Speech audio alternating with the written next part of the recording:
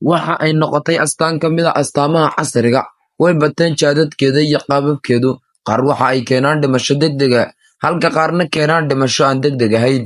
Nooc waxa ay dilaan jidhka, halka kuwo kalena ay damiyaan maskaxda. Qaar waxay lumiyaan wakhtiga, qaarna waxay dilaan nafta. Qaar kale waxay dilaan dhammaan qaybaha aynu soo sheegnay. Dabcan waxaynu ka hadlaynaa waa balwadda oo aynu muuqaalkeenna ku soo qaadani doonno. Magacaygu waa Jimcaale Daahir, halkanna waa Salgaadh Media.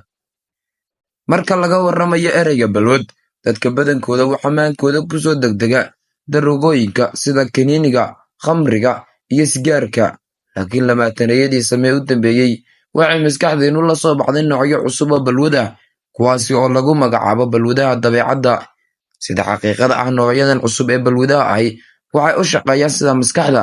Iyada oo xogta laga duulayo ayaa ururka caafimaadku dhammaystiray in la ballaadhiyo macnaha ereyga balwad si loogu daro jaadadkan cusub ee aynu soo sheegnay iyo noocyada la qabsashada ee qofku uu sameeyo, saameyntana ku yeesha noloshiisa.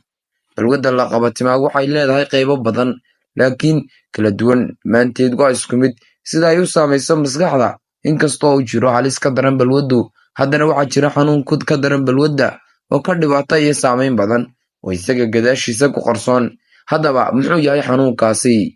Balwaddu waa cillad akhlaaqeed oo u taagan sii socodsiinta rabitaan qasab ah oo uu qofku sameeyo isaga oo ku qasban. Horumarka casriga ahi waxa uu wax badan inaga caawiyey inaynu si qoto dheer u fahanno qaabka ay balwaduhu u saameeyaan maskaxda. oo farsamatiga casriga ahi waxa uu caddeeyey in noocyada kala duwan ee balwaduhu ay u sababaan isbeddello badan oo maskaxda ku dhaca. Balwaduhu waxay saameeyaan hanaad dhismeedka maskaxda iyo qaab dhismeedkeedaba, si la mid ah sida xanuunada ku dhaca xididdada dhiigga ay u burburiyaan wadnaha ee cudurka macaanka u carqaladeeya shaqada ganaca, ayay balwaduhuna u xadaan oo u xumeeyaan caqliga.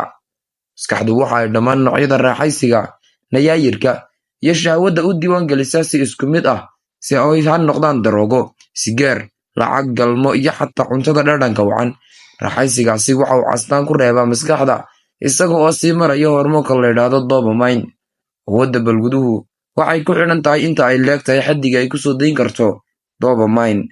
Si loo sii wado balwadda, waxay yeeshaan ifafaale loo yaqaano adkaysi oo joojiya ama daciifiya awoodda balwadda si uu isagu u siiyo farxad iyo nawaawi ka wacankii hore. Marka adduunka la eego, waxaa jira koboc la taaban karo oo ku yimid dhammaan noocyada balwadaha. Marka laga warramayo korodhka xad-dhaafka ah iyo mukhaadaraadka, WHO waxay sheegtay inay jiraan in ka badan 200 milyan oo maandooriye la qabatimay, halka 15 milyan oo ka mid ah kuwa qabatimay ay ku dhacaan cudurro, halka tirada sanadkii u dhimata maandooriyuhu ay gaadhayso 200,000. Warbixin ay soo saartay hay'adda caalamiga ah ee maandooriyuhu ayaa tilmaamtay heerka korodhka soo saarka daawooyinka maandooriyaha. Haddana aynu fiirino xaddiyada la isticmaalo. Noocyada maandooriye ee la isticmaalo. Cabista dhalooyinka khamriga ah ayaa noqday dhib haysata caalamka oo dhan, iyada oo sanadkii dhaafisa nolosha in ku dhow 2.5 milyan, waxayna sidaas ku noqday tan saddexaad ee keenta dhimashada da'yarta iyo waxa curyaamiya jidhka, caqliga iyo ruuxda. Dhanka sigaarka haddii aynu eegno, sida lagu sheegay warbixin WHO soo saartay, in sigaarku dilo sanad walba ku dhowaad 6 milyan oo qof oo carruur, ciroole iyo coomirba la wada ogyahay halistiisa. Haddana isticmaalka sigaarku waa sii kordhaya. Bal iminkana aynu bidhaansano noocyada kale ee la qabatimay ee balwadaha ee lagu magacaabo qabatinka akhlaaqeed. Dakhliga khamaarka ayaa sanadkii 2011 kor u dhaafay 400 oo bilyan. Khamaarku ciyaaristu waa qaabka ugu dhow ee qabatinka maandooriyaha.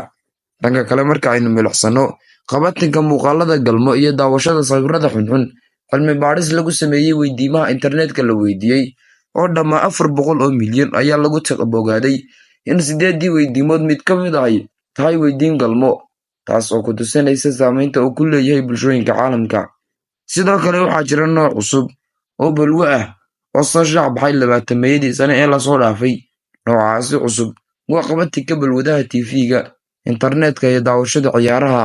oo tusaale ahaan, ardaygu waxa uu daawashada TV-ga ku qaataa 1500 oo saacadood, halka uu dugsiga ku qaato 900 oo saacadood oo keli ah. Ka hadalka qabatinka isticmaalka internetka, dulucdeedu ma aha doonista in la joojiyo dhammaan internetka, ee waa in la adeegsado si cayiman oo ku jaan go'an dhammaystirka howlaha ku yaala wadamada ugu badan. Sidoo kalena mudan in loo fiirsado ayaa ah in xaddiga laga isticmaalo wadamada Carbeed iyo kuwa galbeedku ay siman yihiin, halka innaga Soomaali ahaanna warkeennuba yahay reer bo'ow yaa ku leh. Intaas ayaan kusoo gabagabeynaynaa muuqaalkeennan, ee haddii ku qanciyey muuqaalku like saar, siina sheer gare. Haddii aanad weli nagu soo biirinna nagu soo biir oo ka mid noqo bahweynta nagu taxan.